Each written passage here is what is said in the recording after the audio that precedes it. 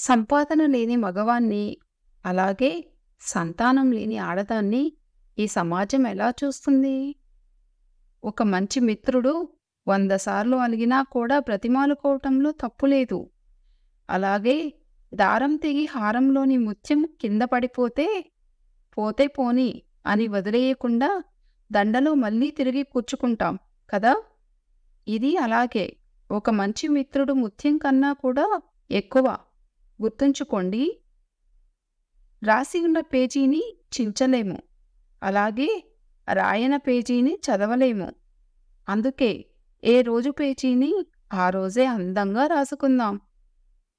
నువ్వు బానిసగా బతికినంతకాలం నీకు ఊరంతా చుట్టాలే.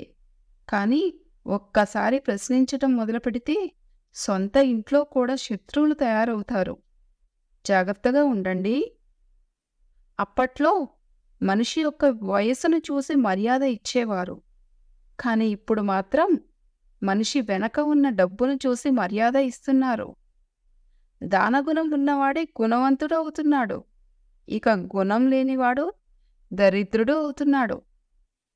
వింటున్నారు కదా అని కథలు చెప్పకండి. నమ్ముతున్నారు కదా అని నాటకాలు ఆడకండి. ఏదో ఒకరోజు నిజాలు తెలిసి వాళ్ళు దూరమైతే వినేవారు లేక, నమ్మేవారు కనపడక ఒంటరిగా మిగిలిపోతావు.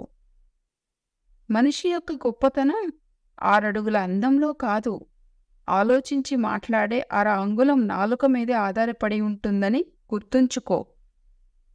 ఇన్ని మంచి మాటల్లో మీకు ఏది బాగా నచ్చిందో కింద కామెంట్ చేయండి. అలాగే ఈ వీడియో మీకు నచ్చినట్లయితే వీడియోని లైక్ చేసి మీ ఫ్రెండ్స్ అండ్ రిలేటివ్స్కి షేర్ చేయండి. ఛానల్ని సబ్స్క్రైబ్ చేసుకోవటం మాత్రం మర్చిపోకండి. Thank you for watching.